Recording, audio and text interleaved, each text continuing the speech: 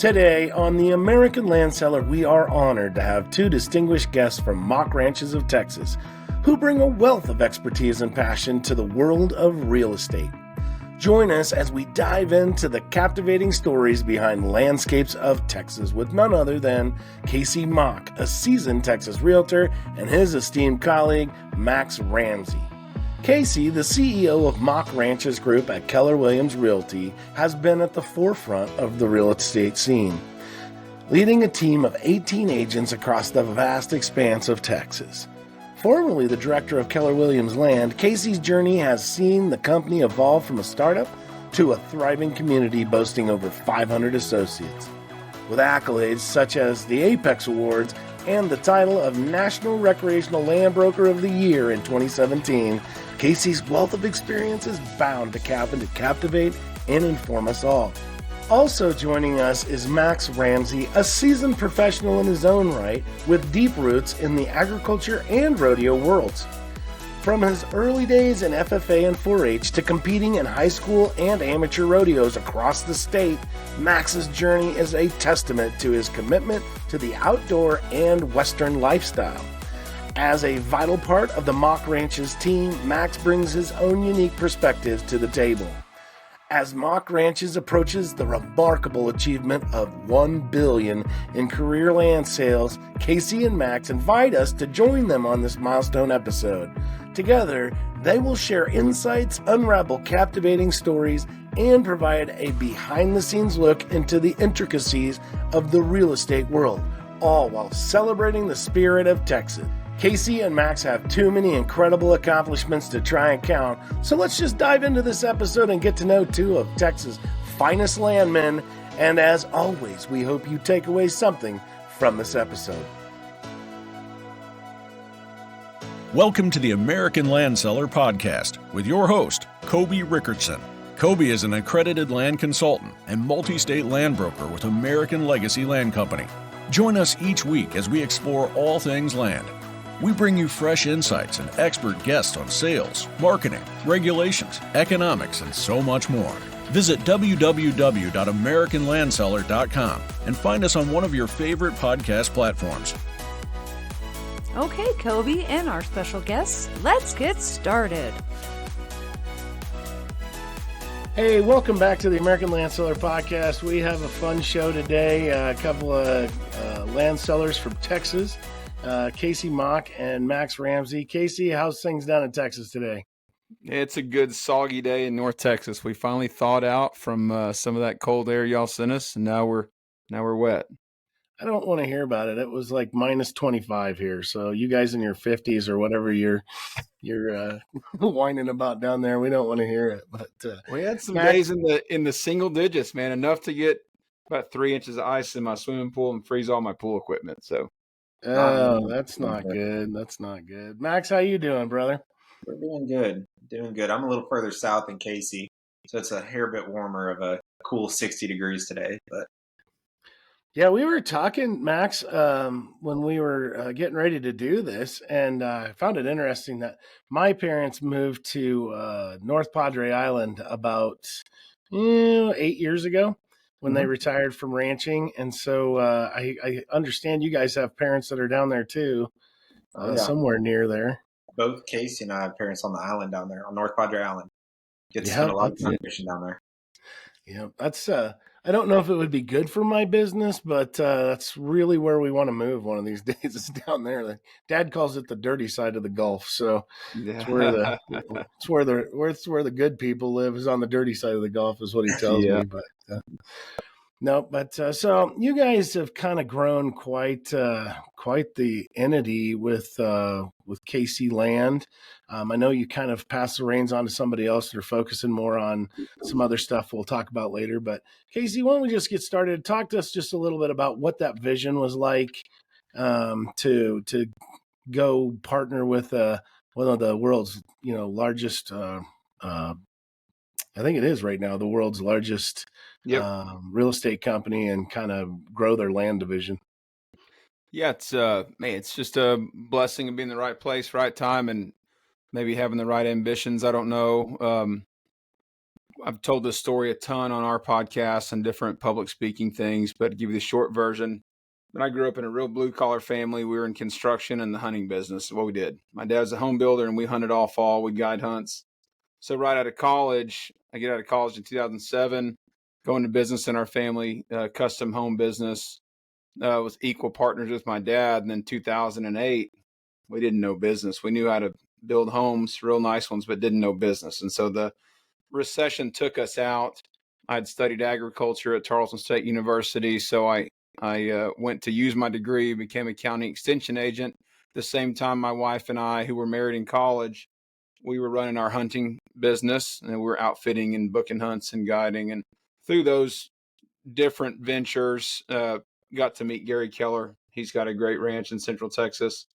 And it took about a year to meet Gary. I was working for the ranch manager as a consultant, running their wildlife program and property taxes and things. And got to meet Gary one day and asked him what his goals were for the ranch. I told him that didn't matter if we accomplished my goals or the manager's goals. If we didn't accomplish his, it wasn't good for anybody. And if he wanted that to be the best ranch in Central Texas, I could make it that. If his goal was compliance, we could do that too. And we had a short conversation. He's a great guy, a great mentor. He's different than what I had expected him to be when I first met him. He's a coach, no ego kind of a guy. And anyway, the next week, he had the ranch manager call me and hire me away from my other ventures and started working with the ranch almost exclusively. About 2 years later, asked him the real estate question. Hey, man, I'm thinking about getting in real estate. He's like, good, been waiting for you to do that. So I had no idea. I just had never bought a piece of property. I said, how do I do that? He looked at me and he said, if I've got to give you the answers, you're the wrong guy. And so went and got licensed, made a business plan. Just never been afraid to ask questions. I asked a lot of questions to other people, and we interviewed a bunch of other firms too. No need to mention them, but interviewed a lot of other firms. And I came back to Gary because at that time, Keller Williams didn't have anything for farm rancher land. Right. But I believed in the company. I believe then, still do. It's the best place to build wealth in real estate. And I love the culture, God family business culture, and they're privately owned and still are. And so I came back to Gary and said, all right, you win. I think you have the best business model for us, but you still have nothing for farm and ranch. He said, why don't you build it? And so I got licensed, and over the course of about another year to 18 months, got licensed and built a relationship with then the president and CEO of Keller Williams Realty International, a guy named Danny Thompson, who was our director of operations then, who was kind of leading a charge of a mastermind group. And we launched KW Farm and Ranch in 2013 or 14, I think 13. And it was just kind of a concept. And it's real blessed, man. I was with that company until late 2022, early 23, and passed the reins over to two great guys that are running that company for them now. And in parallel, Max and I had been building our company, Mock Ranches Group, which is an expansion team around Texas within Keller Williams. And so we've got 18, I think, agents. Is that right, Max? 18 agents around the state of Texas in, 8 or so Keller Williams market centers. We have a couple of residential agents, but predominantly selling farm ranch land across the state of Texas. Sure. Yeah, no, that is, I've heard the story before, but man, it's just always great to hear that, like I was with another kind of a similar deal where, but you just didn't have that high end support, and you got to kind of have that if you're going to jump into a franchise and try and do what you guys did. And so, man, it's just really, really fun. And I know a lot of your guys' agents. I know a lot of the land agents from Keller Williams from across the country, and they're all great people. Max, teaching a class. Max and I taught a class yesterday. I said the good thing is, if you like these ideas and stuff we're talking about, none of them were my ideas. And the bad thing is, if you like them, if you don't like them, none of them were my ideas. It's a models and systems game, right? So, like most of what we do comes out of this book, the Millionaire Real Estate Agent book, and it's just a book of our business in real estate. It's just a mathematical equation, right? And it's a game of models and systems. Most business is, and the people that stay curious and they're not afraid to fail. They're willing to fail, but fail forward. Tend to find some success in life. We've been real fortunate with coaches and mentors and great people like Max. Yeah. Well, and I could tell you from somebody that's failed many times in my life that it motivates you to be like, this is not going to define me. This moment is not the end all moment. This is just a new beginning that I can't see yet. But I was listening to a podcast, it was a team roping podcast, incidentally, with one of Max's old employers, Charlie Crawford, and he was interviewing a guy named Corey Kuntz, and Corey said, one thing I know is I don't usually miss 2 in a row. So if I miss one, man, I know I'm making money on the next one. right. Yeah. That's great. So I'd ride out of the arena after missing one, and I didn't have to be mad because I knew the next one was money in the bank, baby. Yeah. That's awesome. I love that. Max, how did you get tied in with this crazy guy? How did you guys meet and get going together? Yeah, so kind of a funny story. Kasey and I go way back. When I was in junior high or high school, Kasey was my county extension agent in Hayes County. So through stock show and stuff like that. So I built a relationship, obviously a different relationship than we have now, with Kasey then. From there, I went to college on a rodeo scholarship. I went out to Alpine, and then I went to Tarleton. When I was at Tarleton, I rodeoed on the rodeo team roped on the rodeo team, and graduated with an economics degree. All I knew how to do was really rope, and so I didn't really know what I was going to do with my life. So I went back and got my MBA. When I started my MBA, I remember Kasey had reached out to me, and we had mutually kind of connected. The ranch real estate world always just fascinated me. So I reached out to Kasey, and through college, Kasey was just a goals coach for me. He taught me how to set goals, taught me, he introduced me to podcasts, Gary Vaynerchuk and some other people like that. And it really opened my mind on, the growth mindset, and how to honestly just think big. And from there, when I was in grad school, I got my real estate license. Long story short, I hounded Kasey enough, said, "Hey, Kasey, I'm gonna come work for you." And he said, "Well, I don't really have a spot for you." I said, "I don't really care. I'm gonna come work for you." And Nice. drove down to Austin a couple times, and pretty much would just show up at his office and just say, "Hey, I'm here." Then finally, I convinced him that, if I can't work for you, I'll make a good showing assistant. Let me at least learn from you. You don't have to pay me anything. Just let me learn. Nice. So I started out as a showing assistant for him. I sold my place and moved down to the Austin area, and started as a showing assistant. Then that led to being a buyer's agent, then started to get listings. Then in 2020, the operations role opened up. And with my MBA and my background, I kind of stepped foot into that operations role. And that's when we've grown the team from 5 to 25 people as an organization. Max has always been, I'll brag on him a little bit. Ever since he was in junior high, Max has always been real consistent, like real level, real consistent, kind of same guy every day. Never did have real high spikes or real lows, didn't get his nose into the other kids' mess. It didn't seem like. He was always the first one to show up, last one to leave when there was a job to be done. When I was the county extension agent, he was one of my 4-H'ers.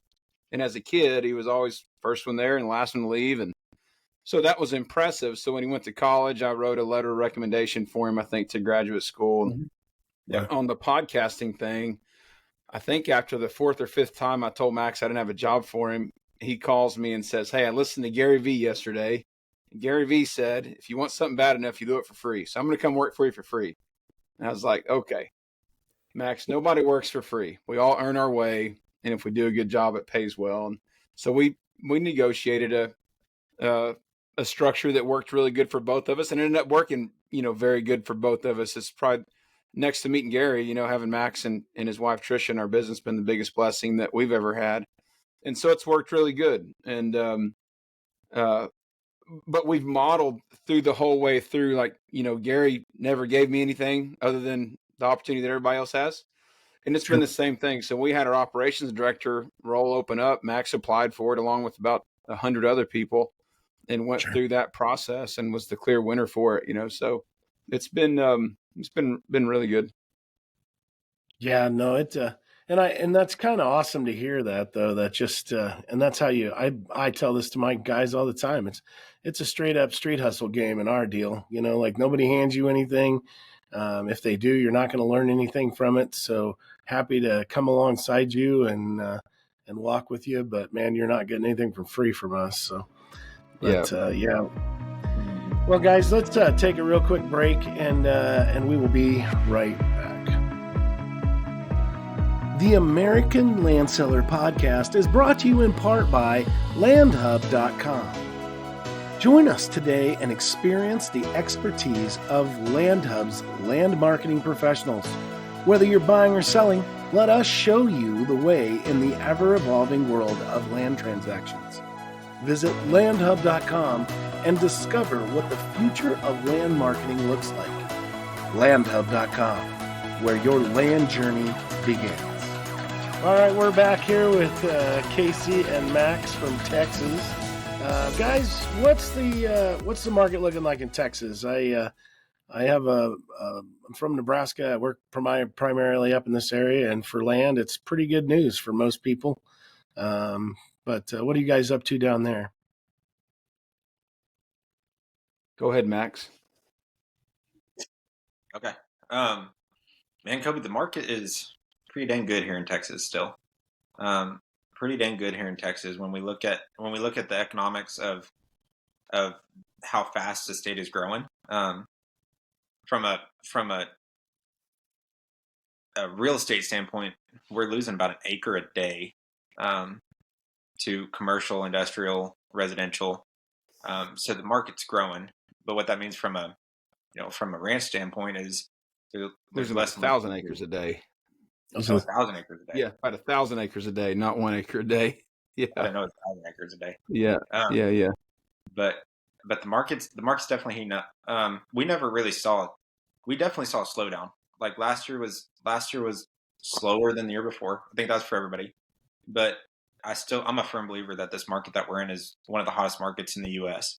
And so Texas is unique, Kobe. Like you compare it to Nebraska, which I do quite often. Nebraska, you compare it to Nebraska. So Texas has, we're 98% privately owned. And so the state incentivizes private landowners to manage for open space land through agriculture, wildlife, et cetera, conservation, et cetera. So we have to have that to reduce our property taxes here.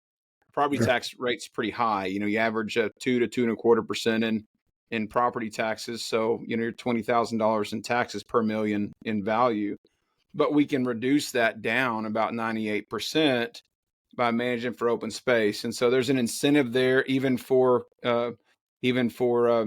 investors, developers, hedge funds, all of them to continue to manage for open space land. But because of our lack of a state income tax, gosh, we have a lot of business moving to Texas, and that business puts demand on our farm ground, not for producing food and fiber, but for places to put homes. Mm-hmm. And so the big limitation we're seeing up and down the I-35 corridor. If you were to draw a triangle from Dallas-Fort Worth to Austin to Houston, that triangle right there. So like College Station would be the center of it. That triangle's the fastest growing area in the country. And it's a beautiful area. It's got a lot of natural resources, from timber to wildlife to agricultural productivity, but also a lot of oil and gas. And we're starting to see quite a bit of solar come into our market, and wind energy development has been a big deal, although it's not very efficient. And it sure harms your property values for us. It's been a big deal. So there's a lot of demand on the state of Texas. If you've ever driven like from New Mexico into Texas, you don't need a state line sign, because when you get to Texas, you see all the pump jacks, all of the overhead power lines. You see all the use increase. And it's one of the beautiful things in Texas is we do have a very robust bundle of sticks that you can own as a landowner, and that's what attracts people here. But we've got a lot of demand for the resource right now, and the availability of good farm and ranch land for production, but also just for recreational use, there's a finite amount of it. Max and I have, in the last couple of years, gotten pretty good at selling conservation easement ranches, which has been fun.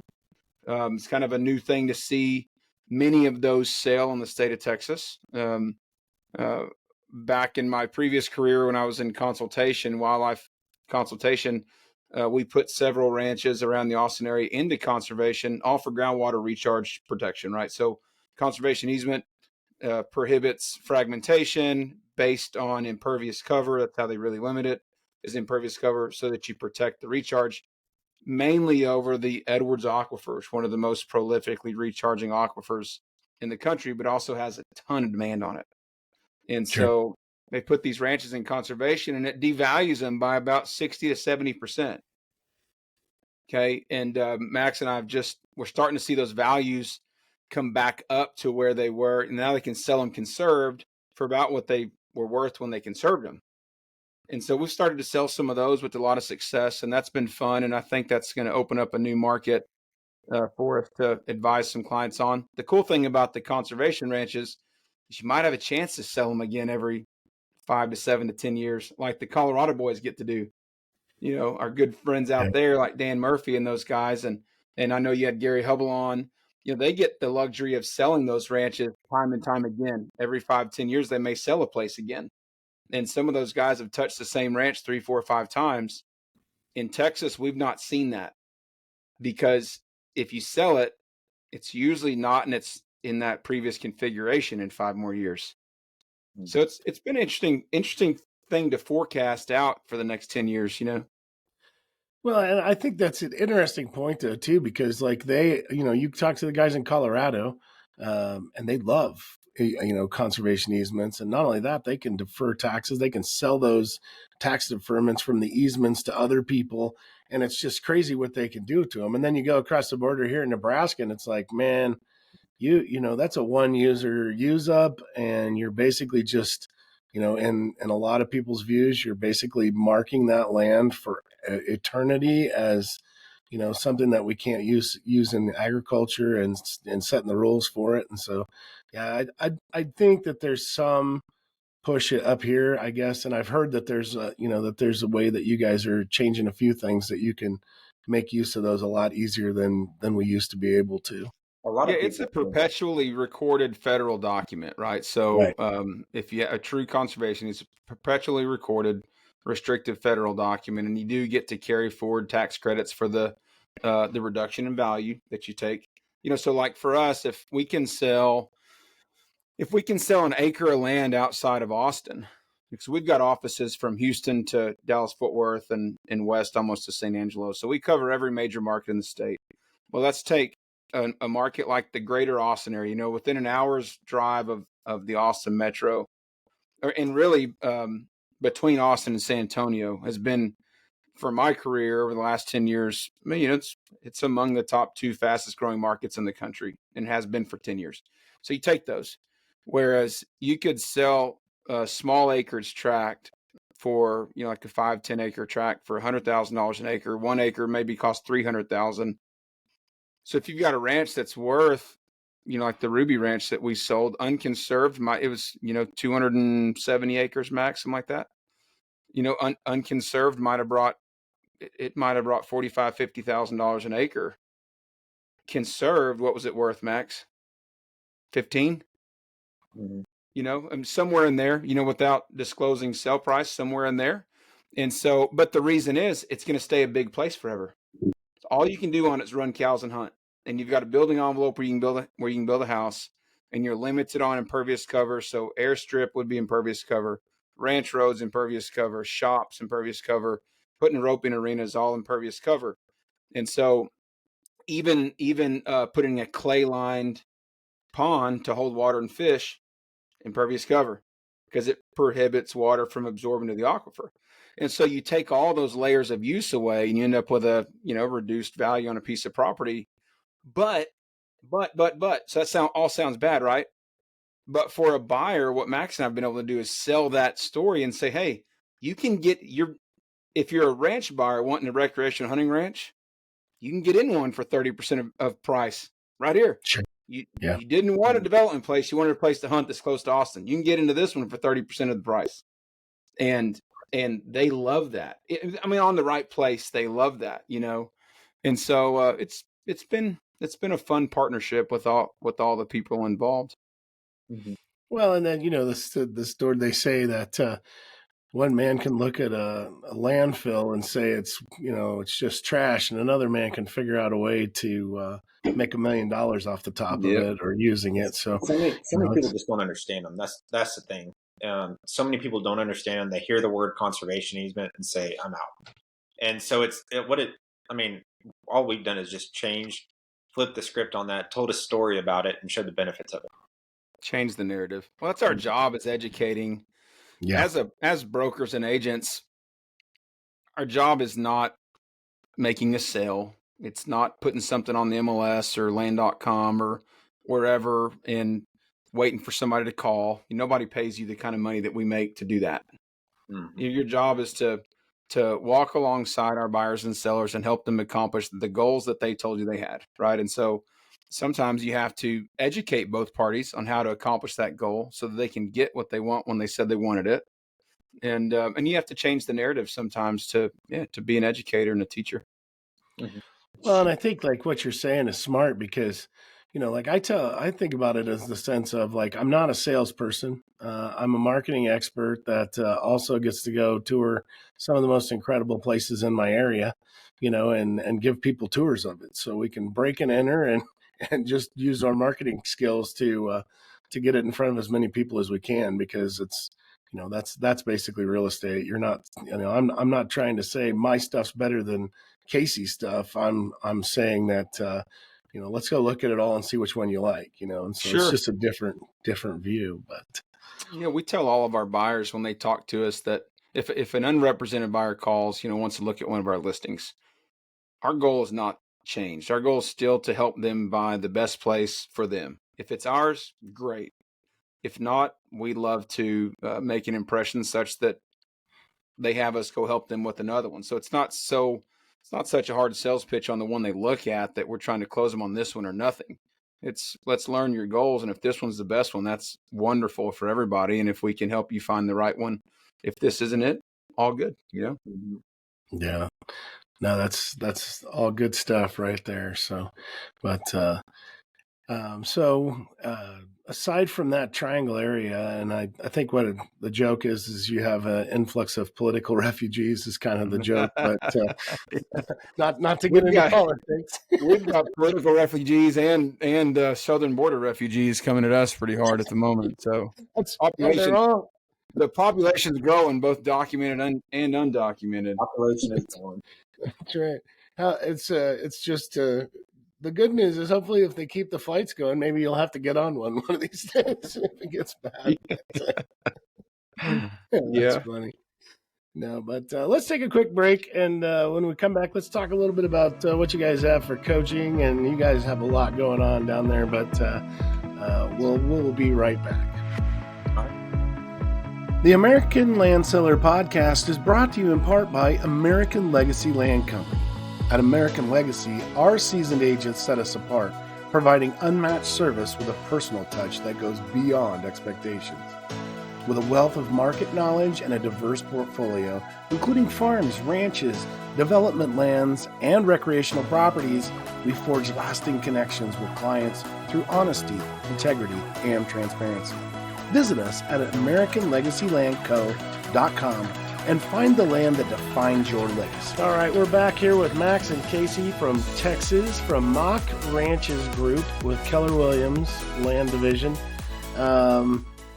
We were kind of talking a little bit at the break about your guys' podcast. You've kind of revamped it. I honestly, to be honest with you, I was talking to Justin Osborne, and the same thing with him is I thought like we just quit and left us all in the lurch, and lo and behold, we're back at it again. So you got to pay attention to us podcasters. We may take a little bit of a break while we, rebrand or whatever. Yeah, the thing about podcasts, they don't pay very much, right? So when the money-making opportunity calls, you've got to go focus over there. Yeah. So talk about your new podcast, your vision for it. It's really, really cool. I mean, I listened to the first couple.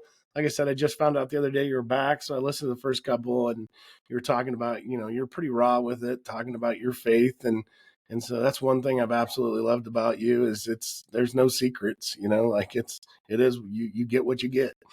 But what's your vision on it? What you're trying to achieve with it and kind of riff We on that just started a little our bit. we started our podcast probably in 18 or 19, I bet 18 probably. And at that point, it was called Bucks to Business, and so remember we started all this business venture in the hunting business, and one day I was sitting in a deer stand missing family, and I thought there's got to be a more strategic business way to do this, and so that's when we started booking hunts and outfitting, because you could be home and be in the office and have a higher level conversation than you would just in the deer stand or hiking the mountains, right? And that was the inspiration for the first one. The Bucks to Business podcast was just taking our passion for bucks, deer, to business, and we interviewed entrepreneurs in the outdoor industry.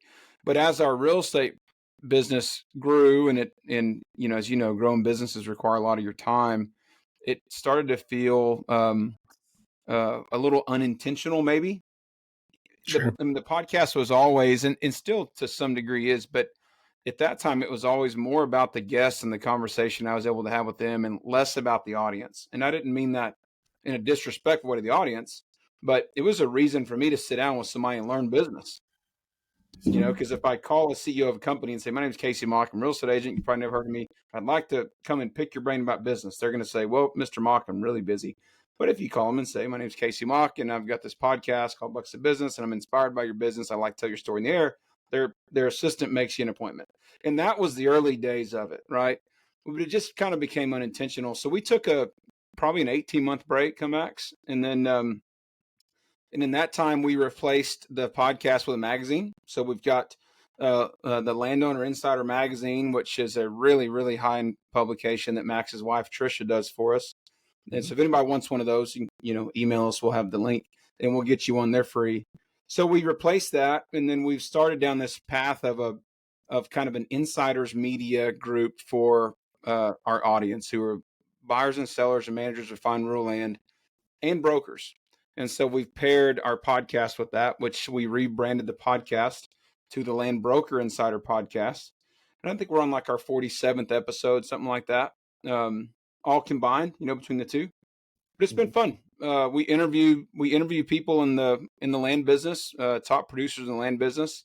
Some are solo episodes, and some are with people like you that we think are doing a great job, and we can all learn together. So it's been really fun. Land Broker Insider.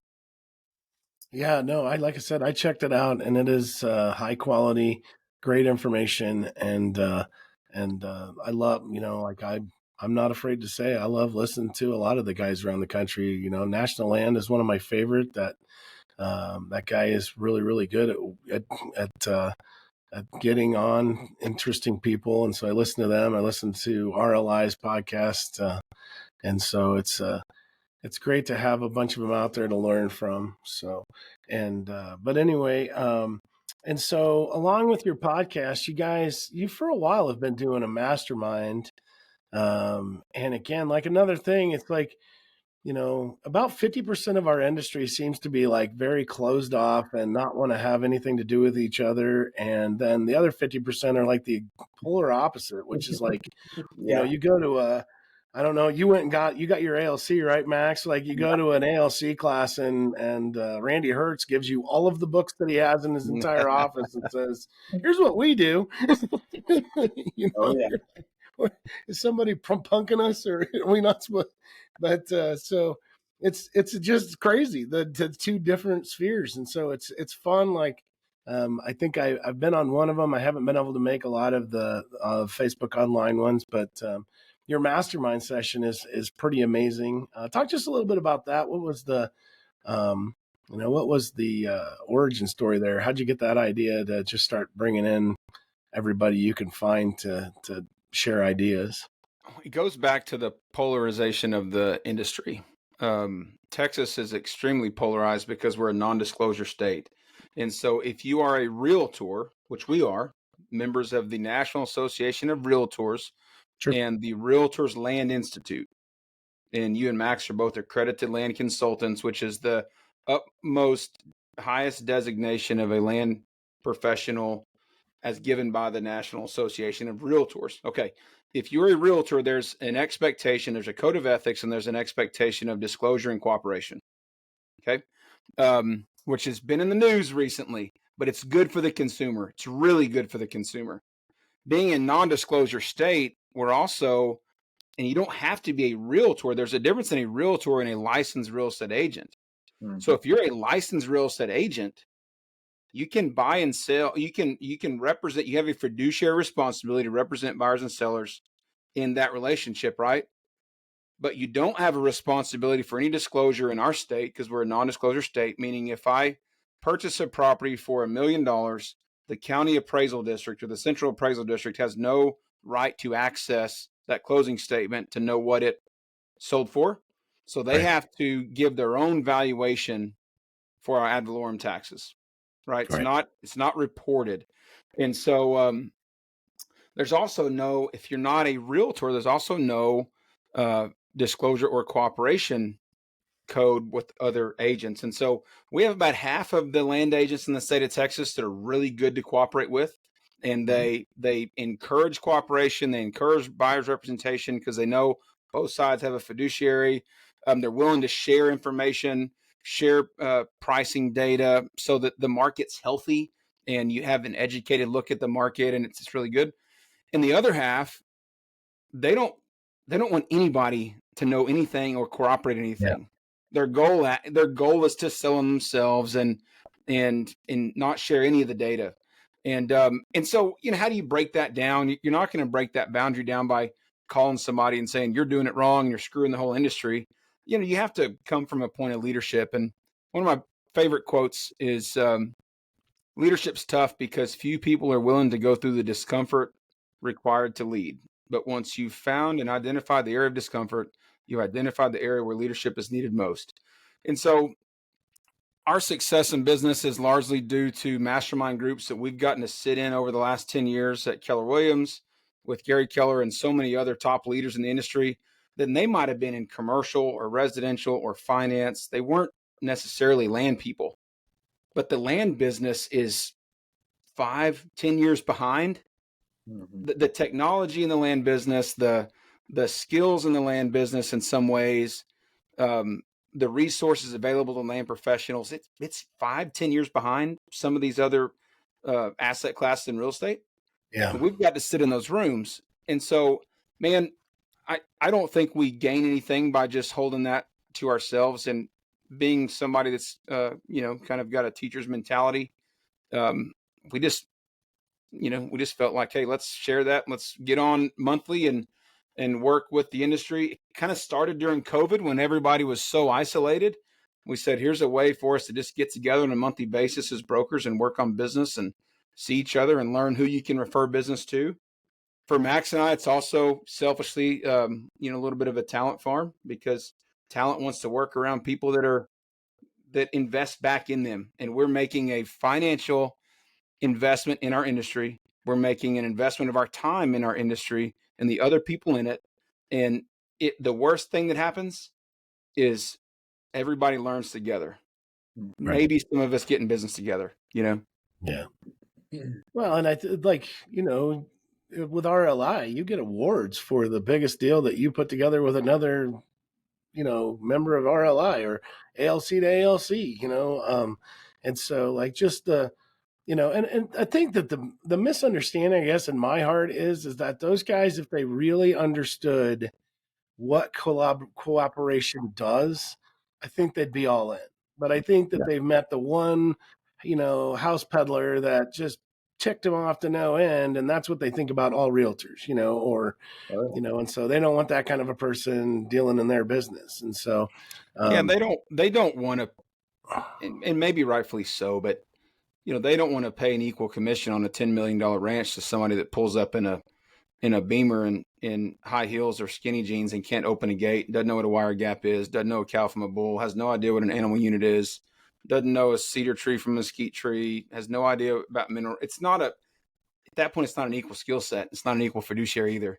And so that's really what they're trying to avoid. I understand it. I get it. Well, and I Yeah. think like being a realtor, that is part of the rules, right? If you don't know Sure. what you're working with, then you're not supposed to do it. Article 8, I think, in the Code of Ethics says when you got your license and it's enforced, it is enforced in our state, you are not to operate in areas outside of your competency. You're not to operate. You agree that you will not represent buyers and sellers in areas outside of your competency. Yeah, no, that is definitely, like I said, that's I think what to overcome. But the way that you guys just embrace everybody, smile, and say, "Yep, let's," I think that's what's going to overcome, and it's not just sitting here shooting arrows at each other and trying to. We grow together. Right, absolutely. And we're able to, because of that, we're able to cooperate with all those firms with very, very, very few exceptions, man. We have great relationships with all the brokers across the state. We're able to see for our clients, we're able to see their coming soon stuff. They know that when when a Mock Ranch's agent brings them a deal, they know it's a qualified buyer. It's a qualified agent. It's going to be a seamless transaction as much as we can all control. And there's professionalism and mutual respect, and they like cooperating with us because of that, and it's been good to break down that boundary. We just host that mastermind on Facebook. So like anybody that's listening to this that wants to be involved, it's not a Land 101 class. We have qualifications in it. So you have to fill out the application. You just go to Land Broker Mastermind on Facebook, and there's a set of questions you have to fill out about productivity. And we'll make sure that there's competency coming into the group because, the conversation flows with the lowest denominator. And so if somebody that's never sold the track comes in there in one of the masterminds and says, how do you read a survey? That everybody's going to pipe down and log out.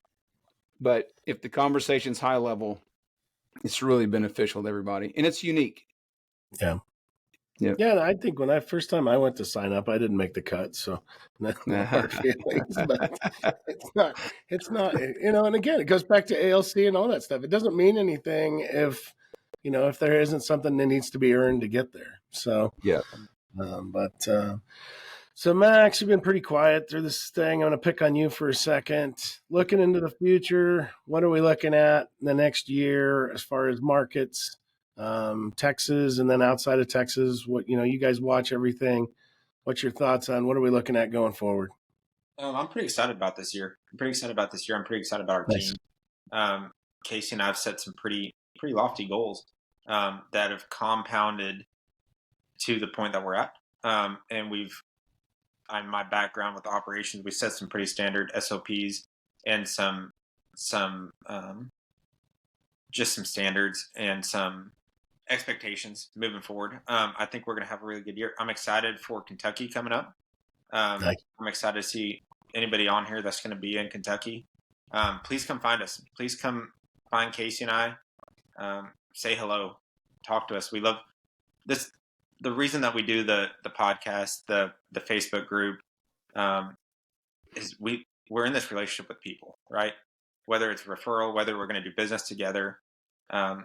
This is really a people industry. And we all, like I said earlier, we all succeed together. And so, like, Kobe, you don't have to fail for me to succeed. That's something Kasey taught me a long time ago.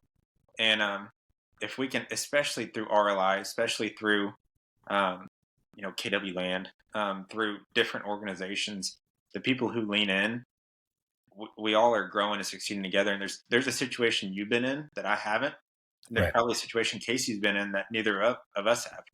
And so when I look into the future, like you said, it's not me versus you.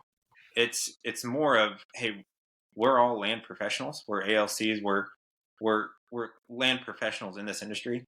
Let's work together through this year and into the future, because we don't know what it holds, to better the industry and to better ourselves for our clients.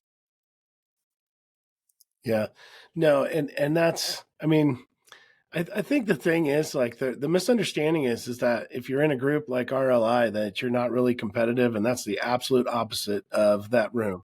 Mm-hmm. If you win something at RLI, you did something. I mean, you Yeah. should put it in the newspaper. I mean, it's not like they're giving away like you tried awards or something down there. That's some high powered hardware that you walk away from. And so, Yeah. but Kasey, as we're wrapping up here, man, give us your little future look and let me know what we're thinking about for 2024. I think we're going to see a real strong Q1 and Q2 here in Texas, in the Texas market, as you know, our prices really inflated during COVID, more so than most places in the country.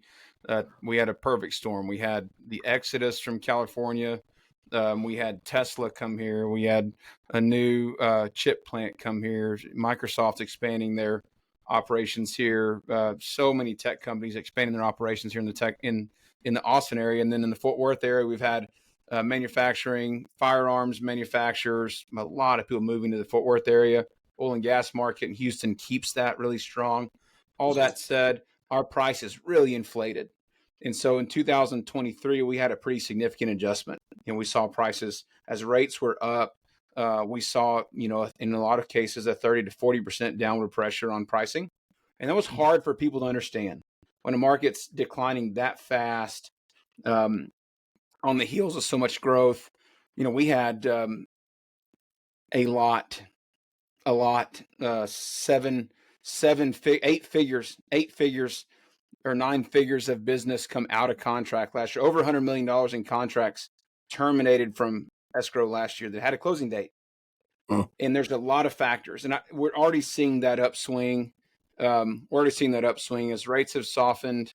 I think people are optimistic about the election, although I think the end of the year is going to be pretty tough. I think the end of the year, people are going to just sit tight and see, what kind of drama plays out, what kind of circus we see at the end of the year, but being an election year. But I think it's good. We've seen a lot of excitement and movement in the market in the last 60 days. It's been really good.